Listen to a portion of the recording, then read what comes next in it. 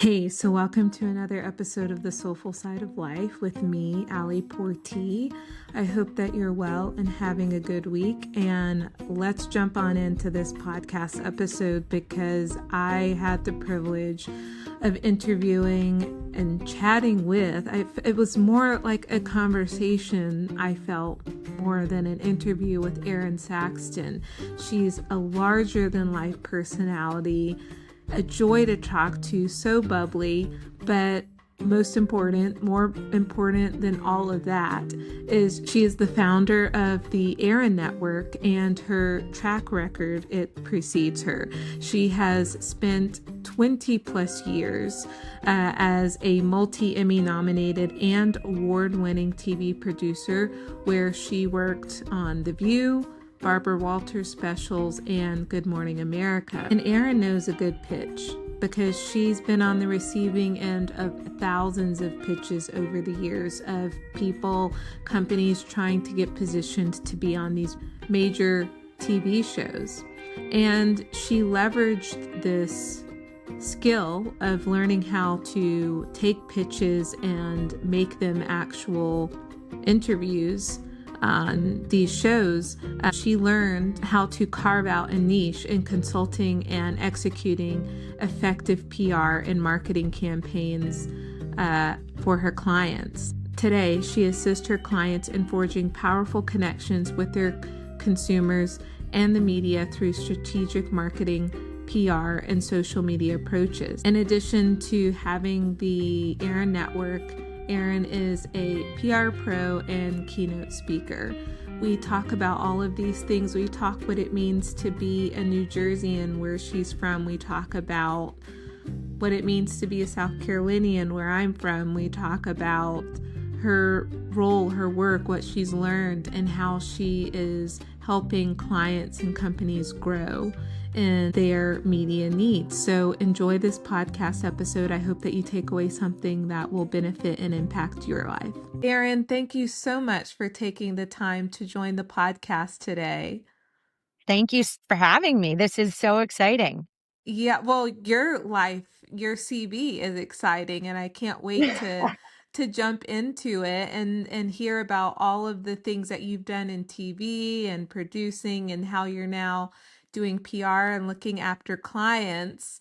The first question is, online, you're known as a writer, a strategic marketer, PR, and someone knowledgeable in social media. When introducing yourself, who do you say that you are? I I really don't.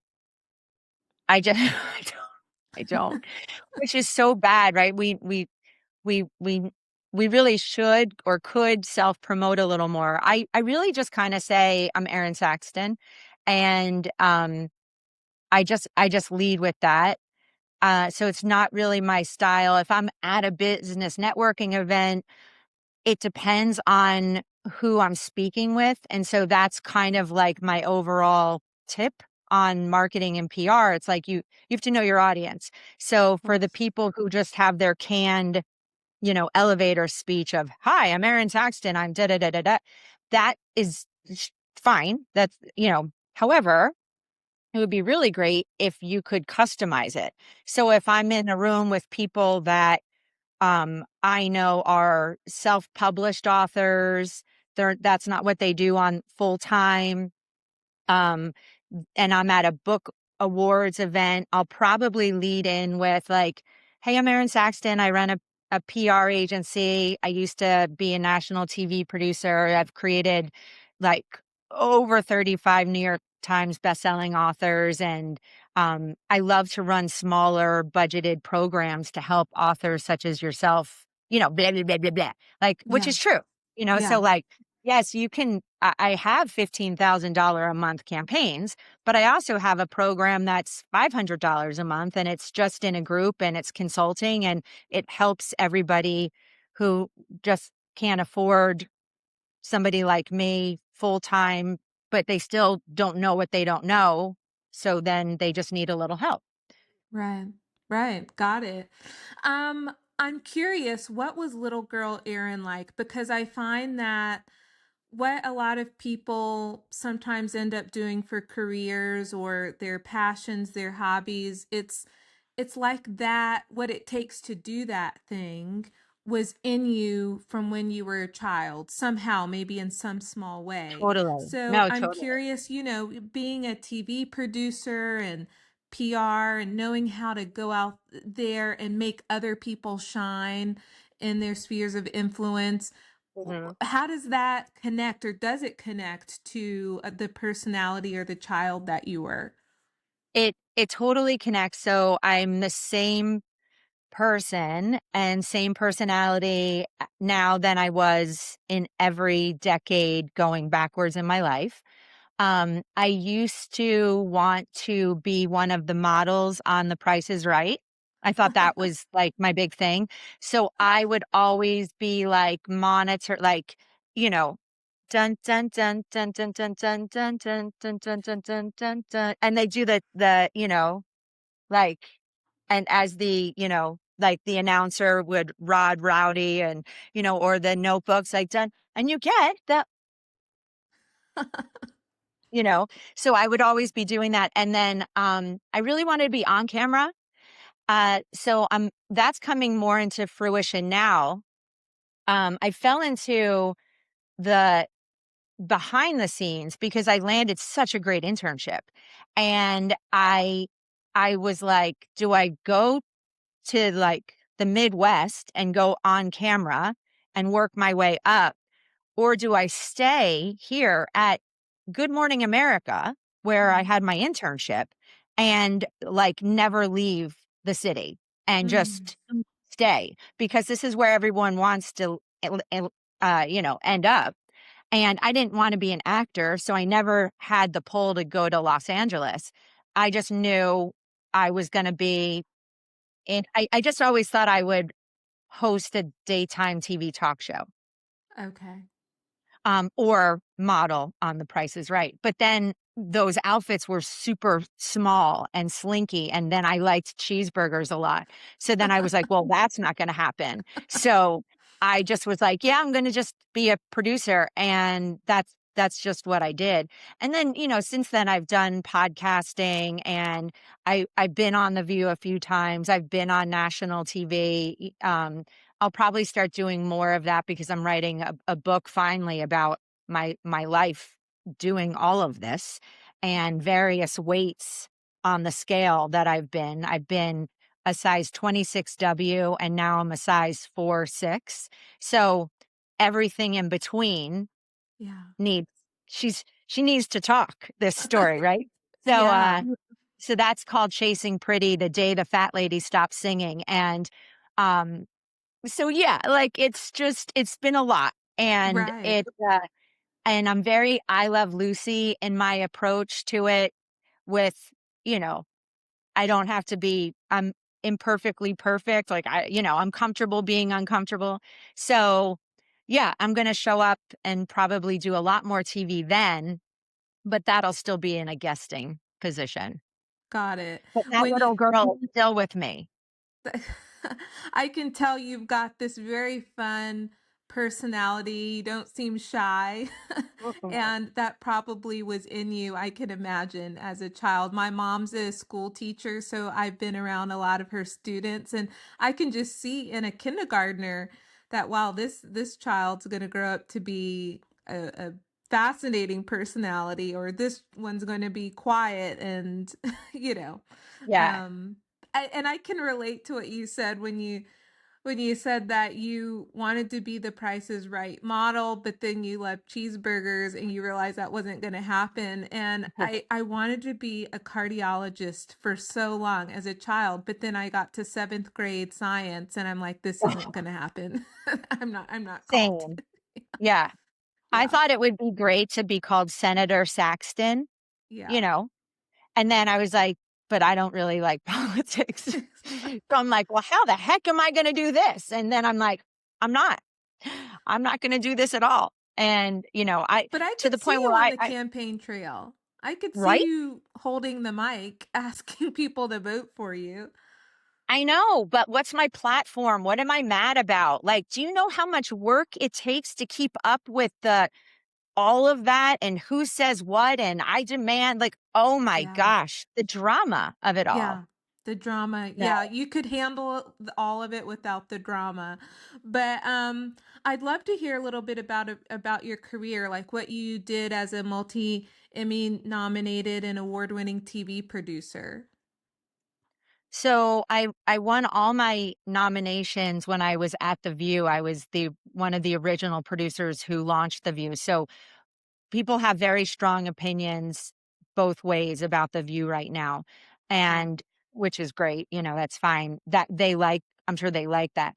I was in the first 4 seasons of it when it was The View, and it was made up differently. The cadence of the show was created differently, and it was on purpose. You had to have a different of opinion, and there wasn't you weren't allowed to crosstalk or fight. I'm not saying it didn't always happen, but and then Barbara, who sadly has passed away years ago now, but when she was on, because of her news contract, she was not, per contract, really allowed to be vocal Mhm. about her political beliefs. But Mhm. the rest of the hosts don't don't have an ABC News or now whatever it is, like Disney or whatever, like, contract. Sure. So Barbara kinda had to be a little more demure, and then the rest of the ladies had the entertainment side of the company contract, which didn't prohibit them sharing. So sometimes Barbara would just be, like, kicking people under the table, like, whether that's because she wanted them to go on and say more or because she wanted them to just zip it, probably zip it. Um, Totally class act, tough as anything, but very class act. Um, so I was there for that. Prior to that, I worked at Rosie O'Donnell for not very long. Rosie's great. It's a startup. Startup shows at the time were just they're chaotic, and lots of hours and stuff like that. Before that, I was at a financial news show that Dow Jones had put on, and we were in the World Financial Center. This is before 9/11. I'm now going way back into my Yeah. resume. Before that, I was at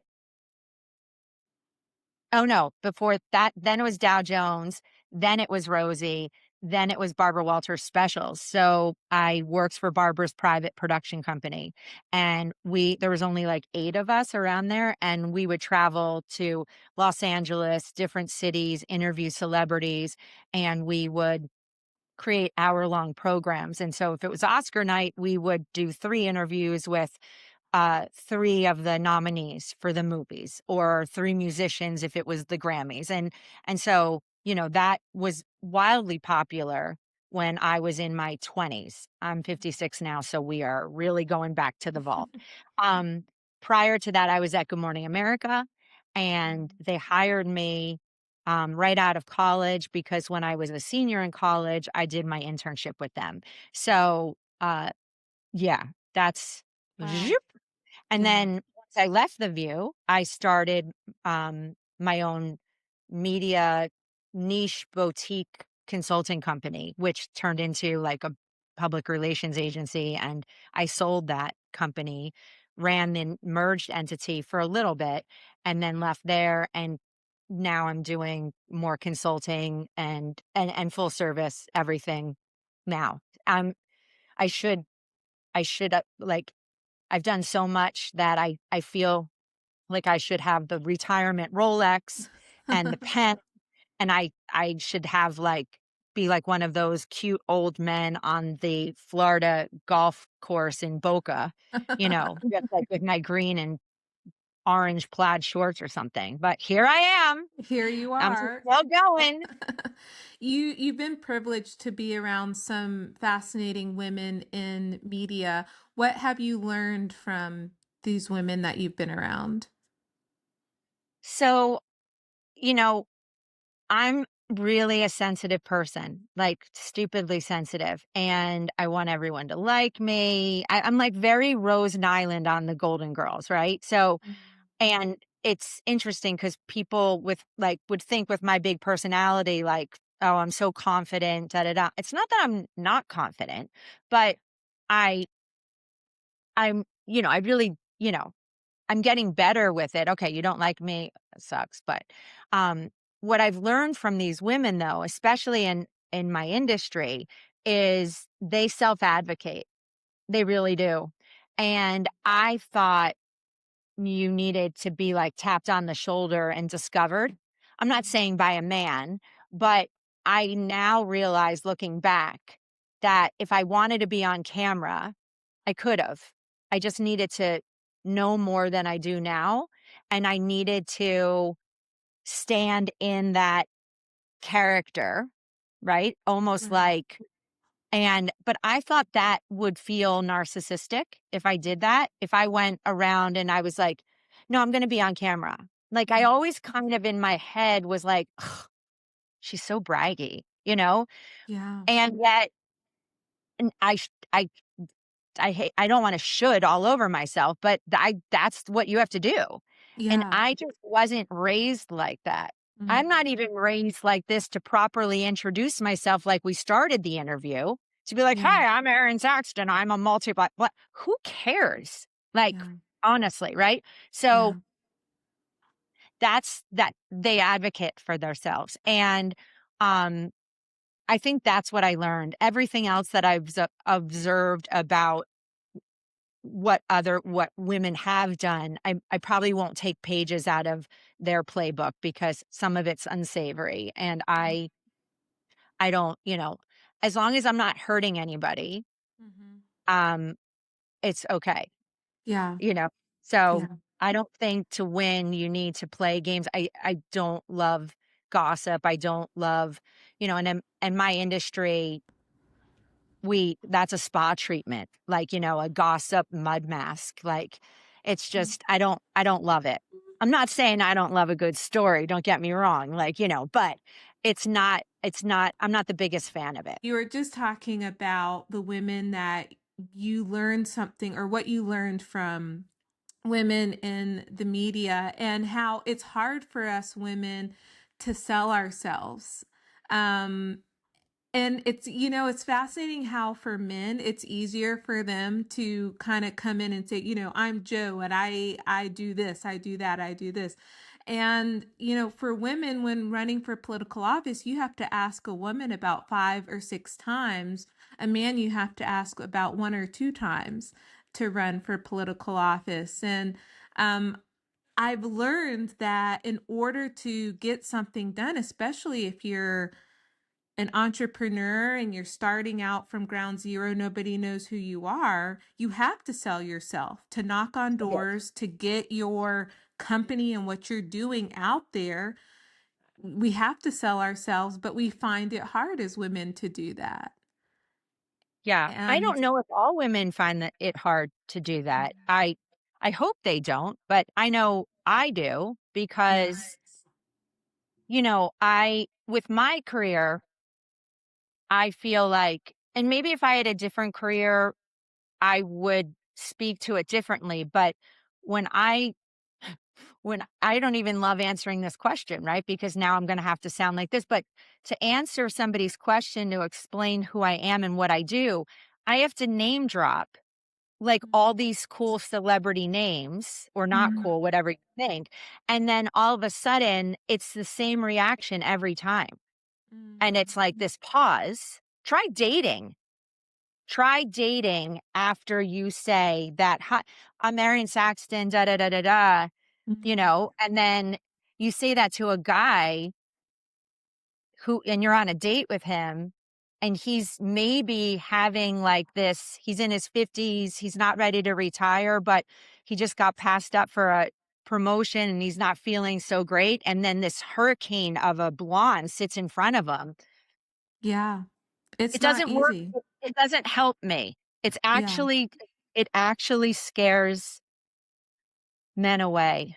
And Bethany Frankel's talked about that in her podcast, where I Yeah, think really successful women find it challenging, whether it's on a date or in a group of other women. Sometimes it can yeah. be just as hard. as being on a date. Yeah. So I So, guess I just feel fortunate that I'm not jonesing inside to want to tell you what I do for a living, yeah. right? Imagine if I was a closet narcissist, Mm, but I'm not. So that's good, right? If yeah. anything, I'm underwhelming everybody Yeah. with who I am. However, then it works in reverse. So then let's just say I go like just normal Erin. It hasn't come up. Why would it? And then I meet new friends and then it comes up. Then I get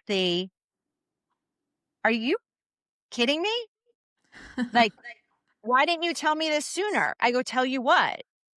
Like, what do you mean? And it happened. I've been dating somebody now for a few months and there was a clip on of The View.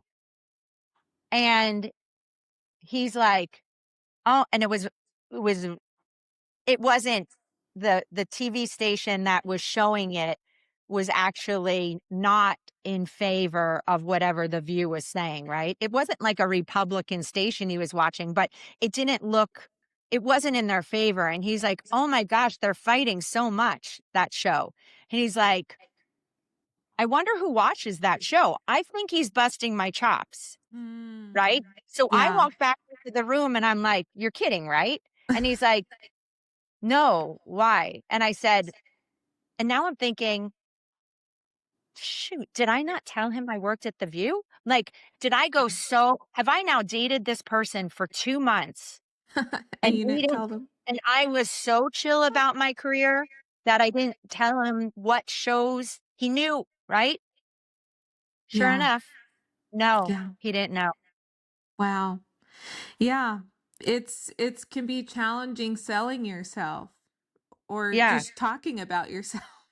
Yeah. And it shouldn't be that big of a deal because it's not like I haven't cured cancer. I'm not that great, like it's just that people get their own, whatever their idea of that world is, Mm, whatever story they've told themselves. And mm, that story was told probably when they were a child, sure. whether they loved it, idolized it, like who knows? But I don't know what like weird trauma reaction I'm walking into when I say, "Oh, yeah, like da da da da da." Now, my son's age group, they barely even know the name Barbara Walters, which is so sad, Jeez. right? So Yeah. when I talk to that group, they don't even like, they're like, "What's The View?" Like, they don't even watch TV, So I'm fine with them, but I'm not dating, people in their 20s. Thank goodness. Yes. So, no, but with the guy I'm dating, he's like, "No, I knew you were a producer. I know you've worked on a lot of different shows." He's like, I guess we just never talked about The View. He's like, I knew you worked with Barbara Walters. He's like, Yeah. but so I was like, oh, thank God. Like, I just didn't go detail by detail because it just doesn't come up like that. Of So I'm not course. purposely withholding, but I don't know. It's interesting. It is interesting. I know you're from New Jersey, and every New Jerseyan that I've met, because I went to school in DC, and there was a lot of New Jersey, New York students who went to my university. I've always found people from New Jersey like passionate, hardworking, kind in a northern way, because I'm from South Carolina.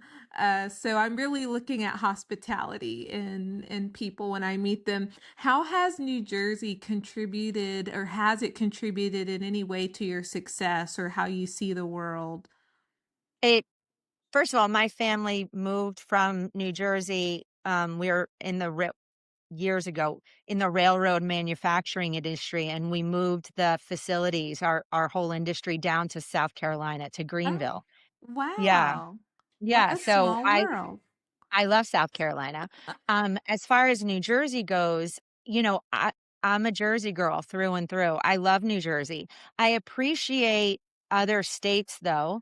Mm, 56 now, and I have just been, you know, I'm true blue Jersey, but that doesn't mean I need to stay here for the rest of my life. But what I love about what New Jersey has given me is learning that polite way to still be very direct. mm, And early on in my career, they called me a velvet steamroller behind my back. Like, oh, she'll roll over you, but it's cushiony and somehow you're not going to mind it. Like, I just love the transparency with people from New Jersey and New York as well. I just Mm. feel like we always will tell you know where you stand with us. Yeah. Right? With South Carolina, on the other hand, my sweet friend, you're doing the bless your heart, and I Yeah. walk away and you're like, "Man, her ass looks so fat." It's very passive.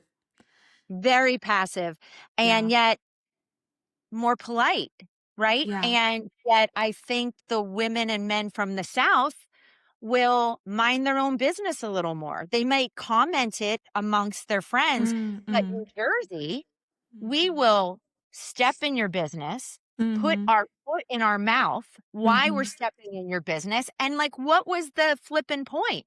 Yeah. Why did we even have to comment?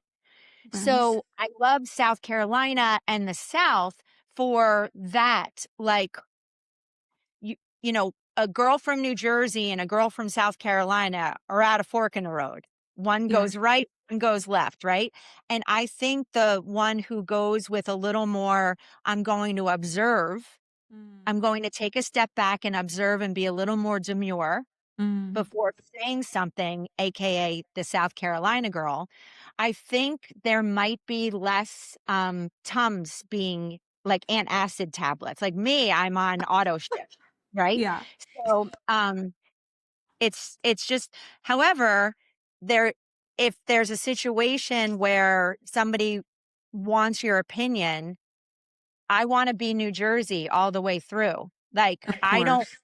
I then but I find my friends that live in the South, even when asked a direct question, they still are answering it with so much grace that I don't Mhm. think they've really answered the question. Yeah. And at that point, I want everyone to answer the question as nicely as possible, but directly as possible, because your friend asked you a direct question Mhm. and they really want to know what you think about that. So that Yeah. doesn't mean you have to, like, start throwing out the F bombs and stuff. But I think if somebody's asking you something, then I'm going to go Jersey, but Yeah. nice, But nice. but I nice. love New Jersey, New York people because they are a breath of fresh air and there is a directness, but there is a cushion with it, as opposed to our friends like in Boston or New England, where I find them another level of directness, but no cushion. So, Yeah, their um, delivery. I lived in Massachusetts. My son played juniors for ice hockey, and now he's going to go to college, university in Connecticut.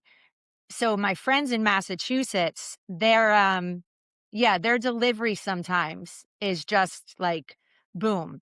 yeah, Like you're like, well, all right, like yeah, you just took New Jersey and the driving. New Jersey gets like but, Massachusetts driving rivals, so, like, when Jersey and Massachusetts are all in the same car and we cut somebody off or whatever, they're all cheering in the car, like, "Oh, you just did the Jersey slide.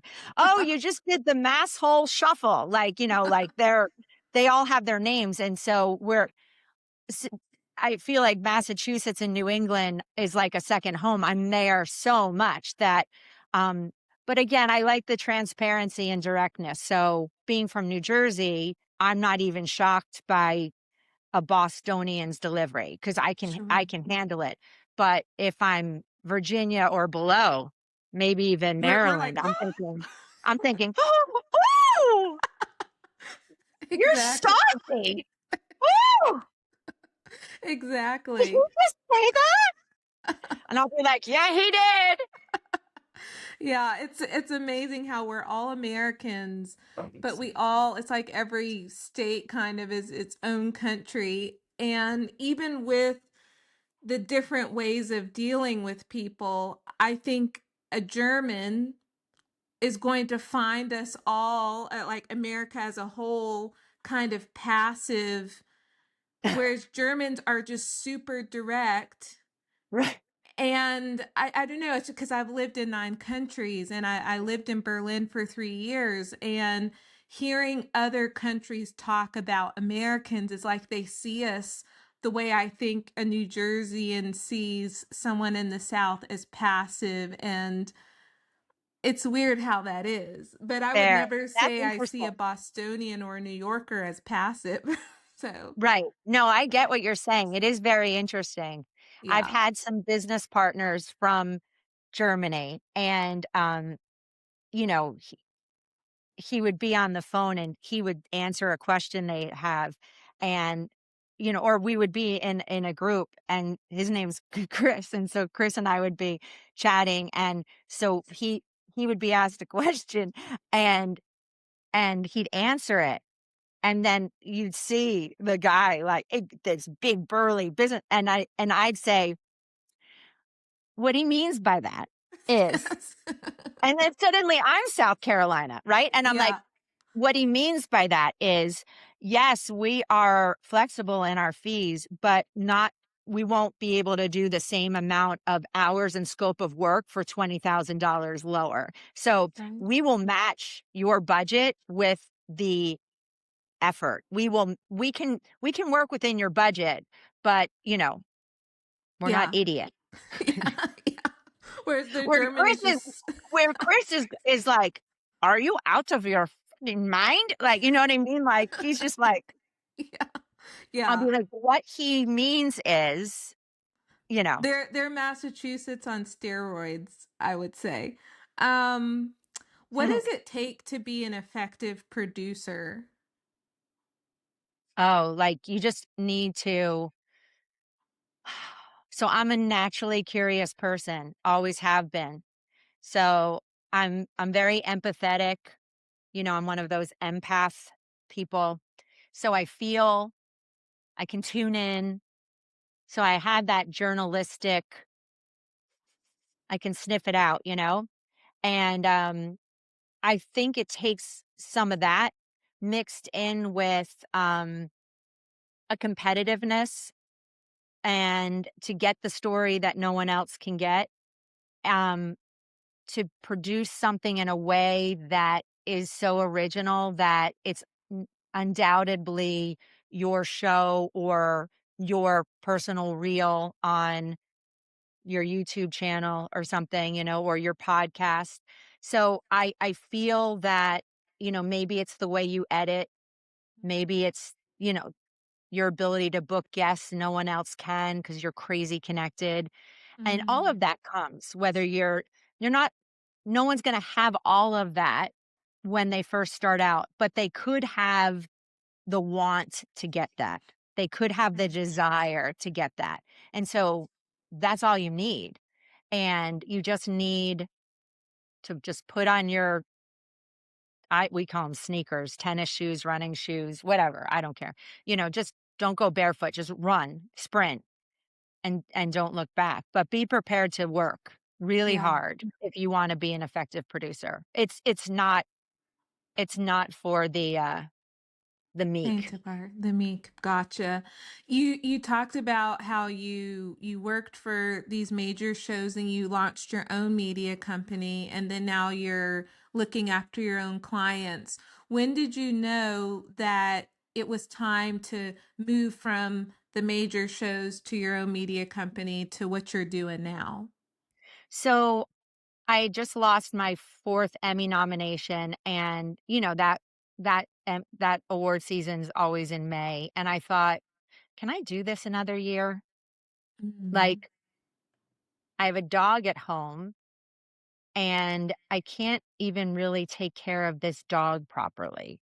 And mm, I'm like, I wanna now I'm married at this point, and I think, and I'm not married now, but at the time I was married, and I thought, I wanna have kids, or at least try, and I'm putting in these long days, and my commute from New Jersey into the city was an hour and a half each way.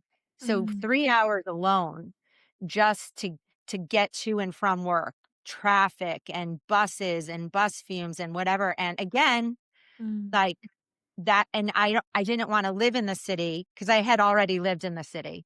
Mhm. So we moved out to the suburbs. So I just thought I need to start figuring out what's next for me. And what I really love doing the most is helping people.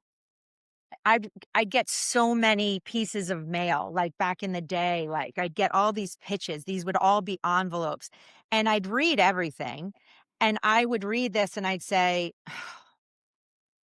this is not how I would position this. Mm. This needs to be positioned blah, blah, blah. And then I would have been like, yes, because producers are always looking for great things to book on their TV shows or in their magazines or right. So we don't want to always have to make things up.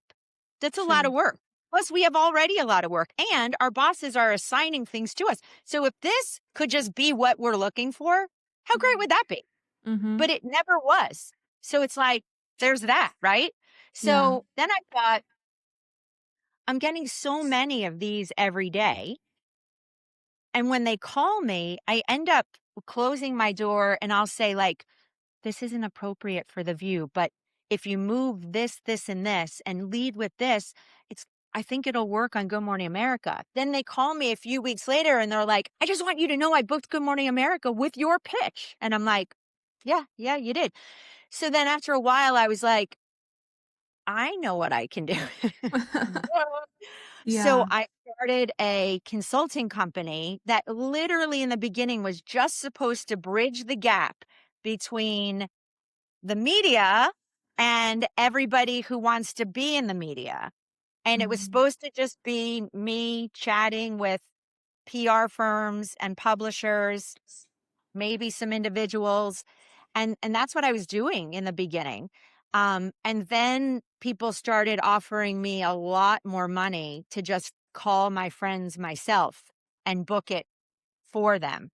And I said, well, that would make me a PR firm. They're like, yeah. I'm like, I don't really want to be a PR firm. And they're like, well, you can make da da da da money. And I'm like, so that's what I did. And I did that for many, many years, and I ran 3 agencies. So Mm. now I can be a PR firm, Mm. but my heart is going back and telling people how to position or writing your marketing plan for you, telling where you can go. Because now it's not just about media. You have to keep your eye on social media. Marketing is like the umbrella, it's the mom of the whole thing. And I think of marketing as the mom, let's say, because I'm a chick. And I feel like the mom has 3 daughters. Firstborn advertising, secondborn PR.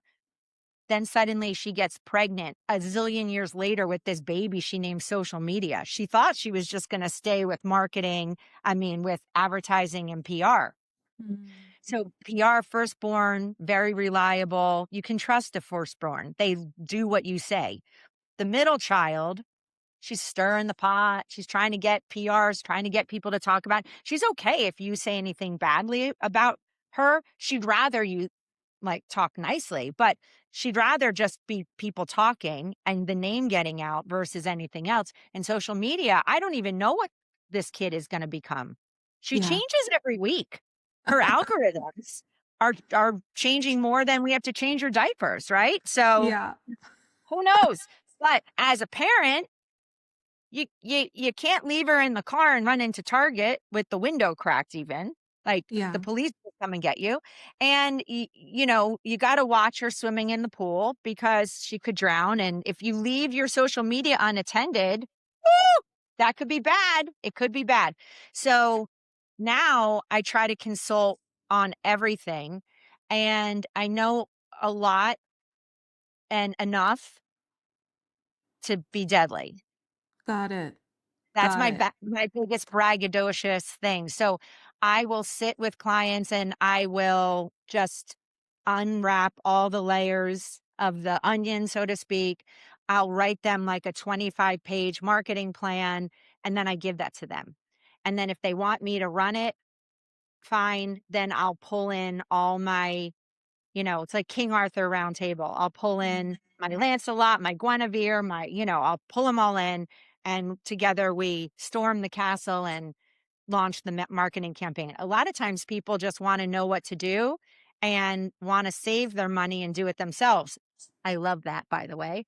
And Oh, yeah, I, please let me just write it up, tell you what I would do if I were you, give it to you, and then you run it on your own.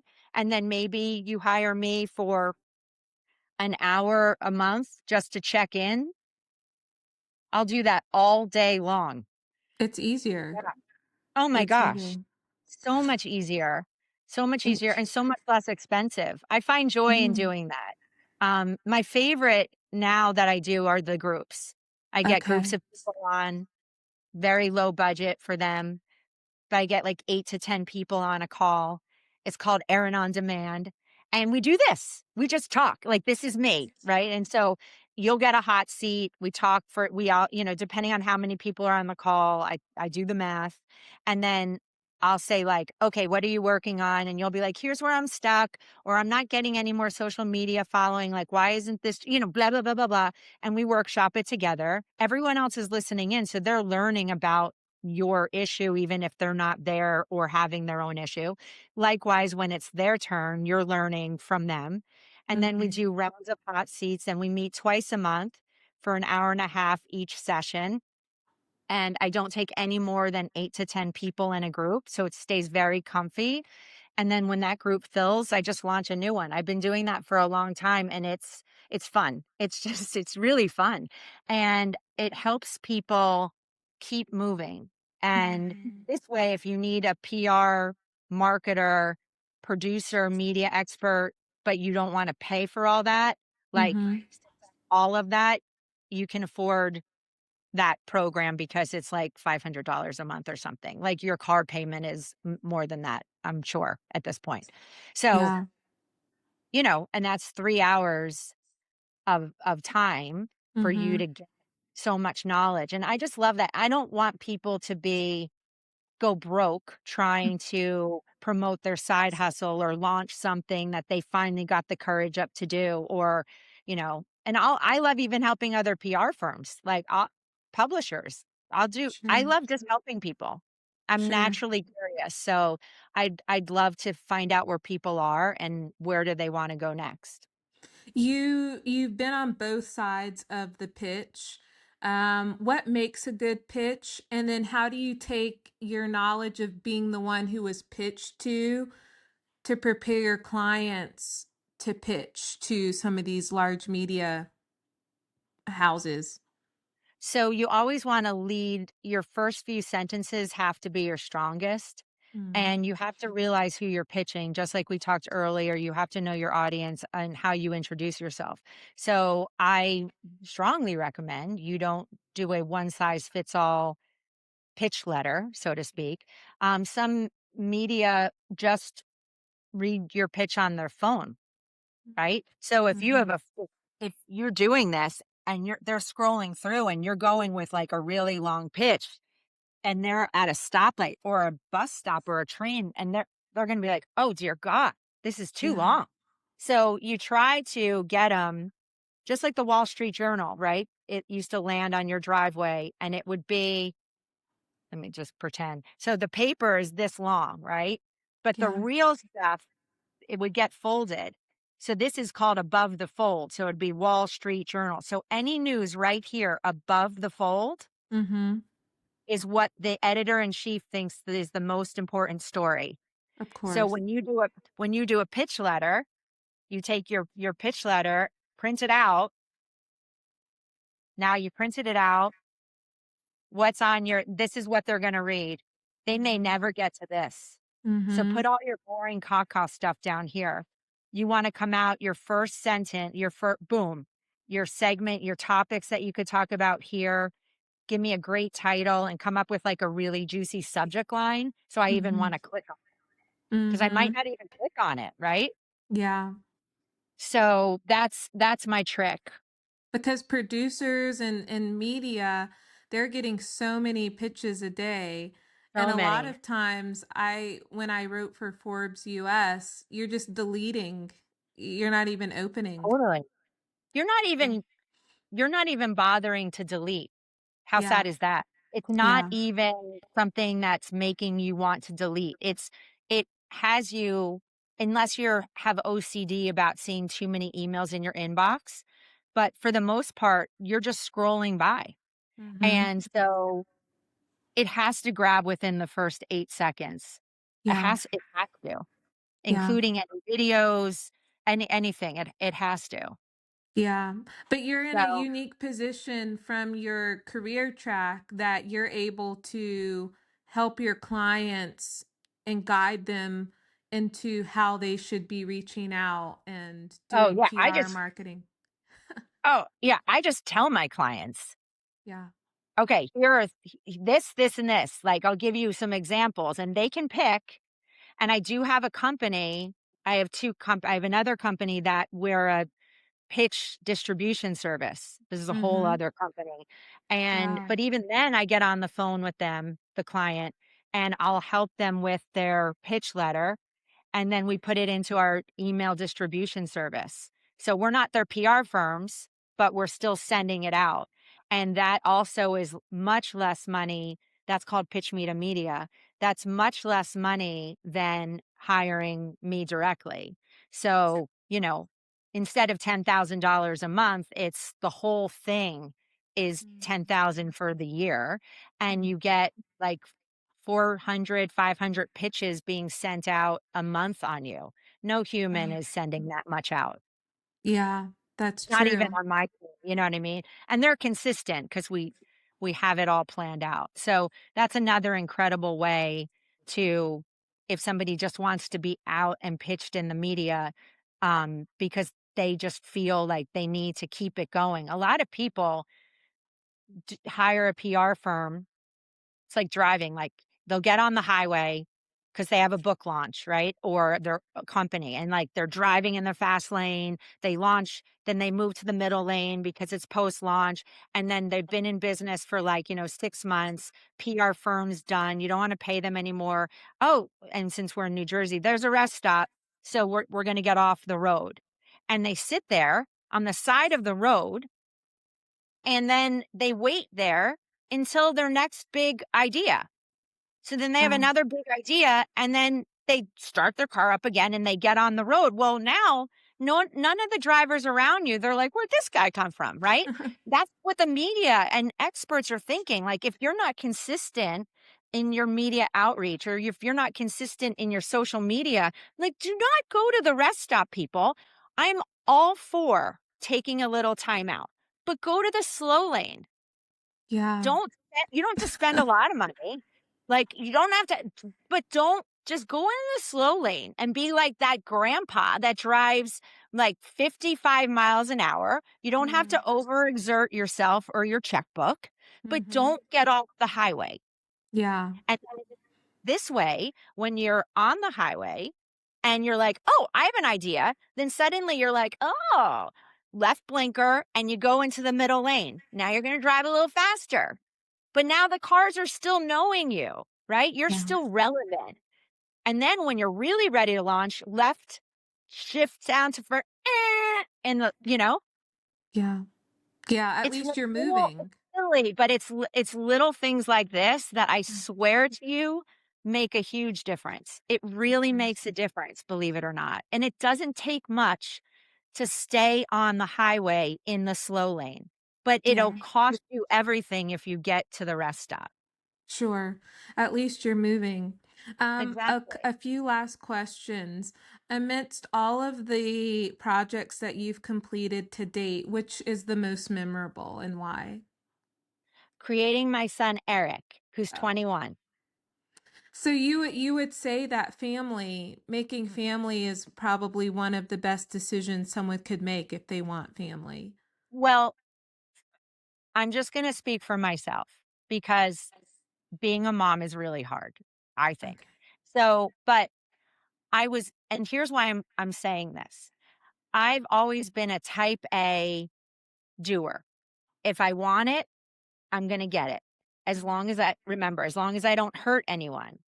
Like, Sure. call me a great manifester, call me super ambitious. As long as I don't hurt anybody and I want something and it's I work hard, I will achieve that. Like, Mhm. if I did like politics, like, I did get asked to run for Congress in New Jersey. So it Mm. wasn't too far away from the Senator Saxton vision, right? I said no because that's ridiculous. So for me, I'm just like, whatever I really, really want, I'm going to work really, really hard and I'm going to get it. Right. So I went to, I left the view. I decided, okay, it's time to have a baby. And I had many miscarriages Mm. and I couldn't get pregnant. I could get pregnant. I couldn't sustain the pregnancy and I kept losing I had two miscarriages. I kept losing the babies. And it rocked me because for the first time in my life, Mm. I couldn't control something, right? Sure.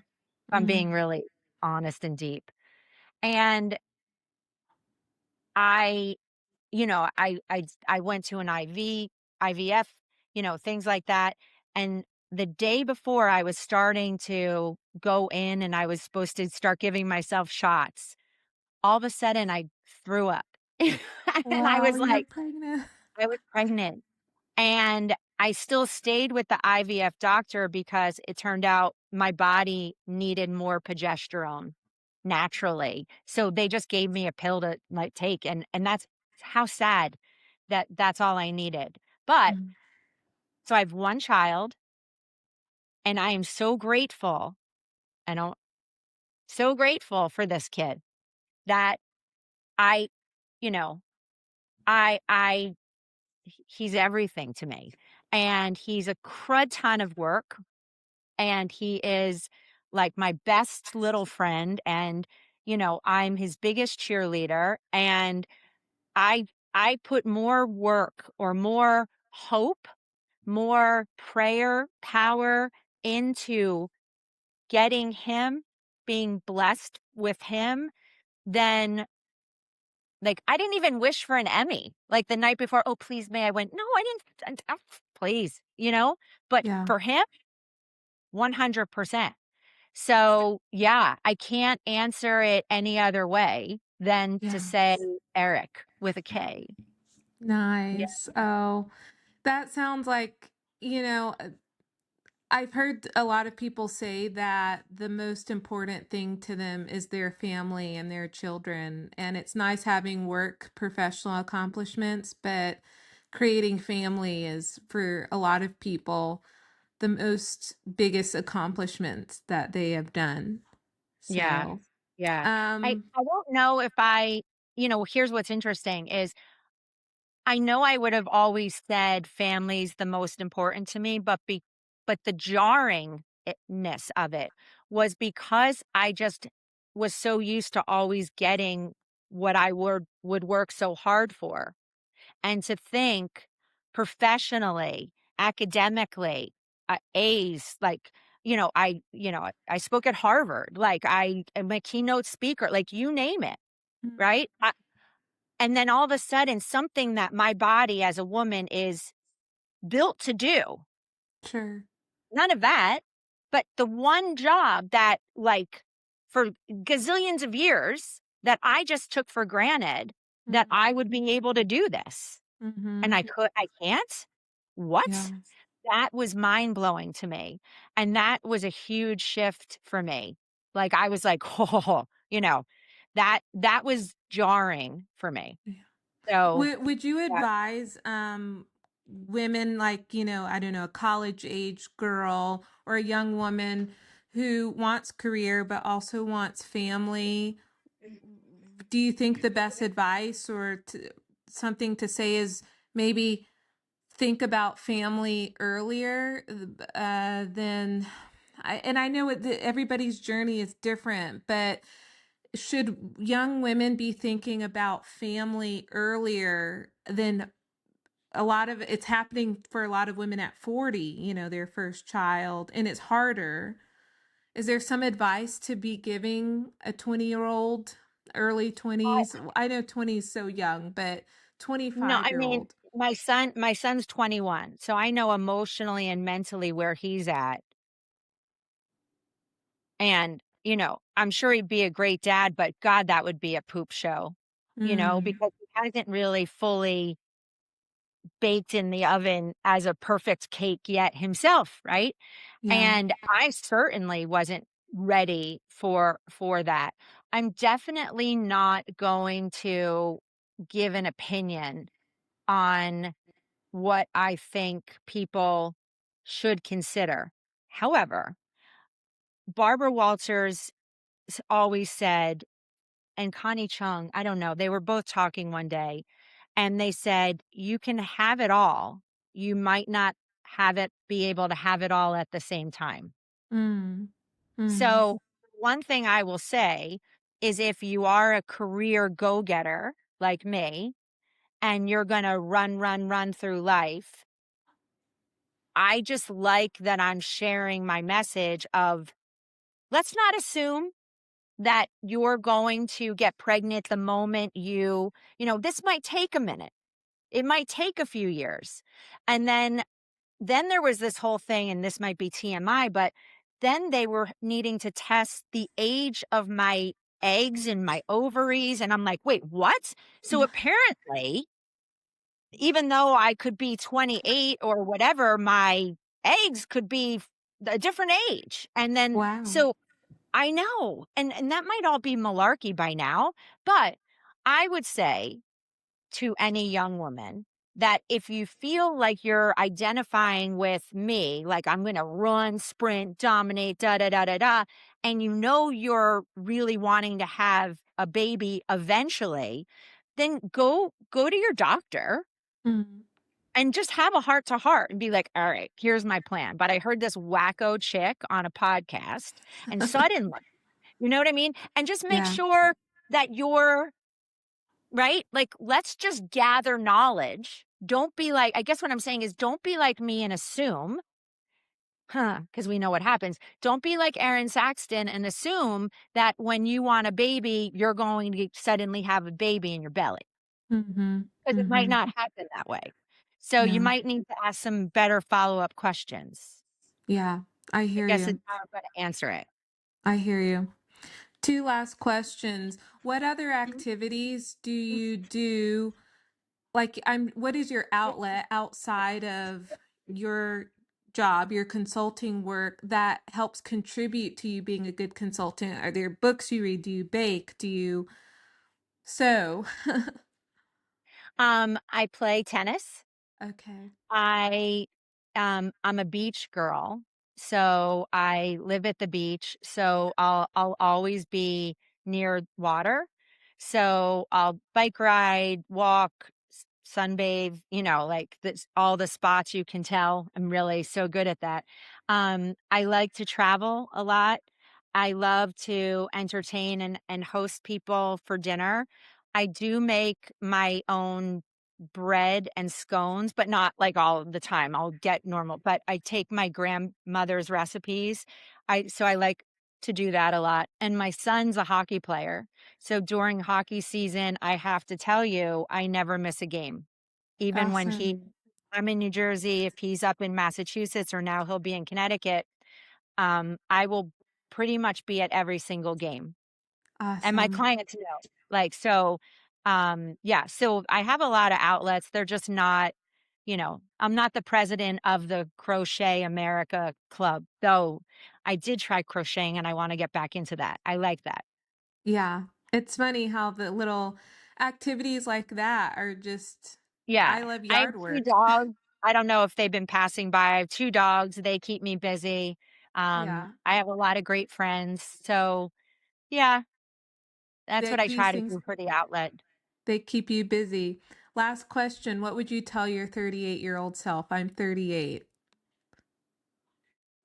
Oh my gosh. 38. It's such an interesting number, right? Because it's an in-betweener. Yeah. And I guess I would say what get really clear with how you want the next 15 years to go. Mm. So like what do you need to be in place by the time you get to 60 in your head? Because 38, 60 seems like a far away number. And now I'm sitting at 56. And I feel like 38 was just yesterday. So, like, really, I think I would say, like, just do some like soul journaling or something and get really clear on what you want to do by 60. And if you Yeah. can make a list and have at least half of that in place, you're going to be good. Yeah. Because I guess 38, it's not you've got time to play around with like you're 20. It's crunch time. Exactly, but not panic time. Okay. Does that make sense? What's Like, I don't panic time?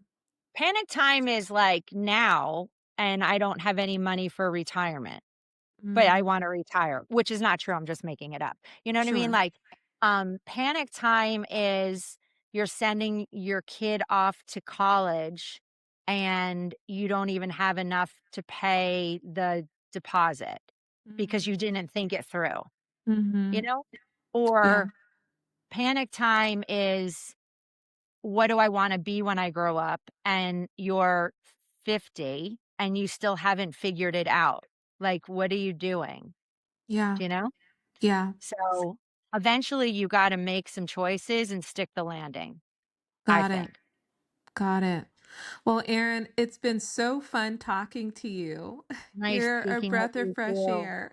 Well, I don't know, but thank you for having me on the show. And if anybody actually stayed and listened to this whole interview, thank you. Yes, indeed. I hope that you enjoyed this podcast episode and that you have found a soulful connection to the conversation. God bless you, and until the next episode, go bless somebody else.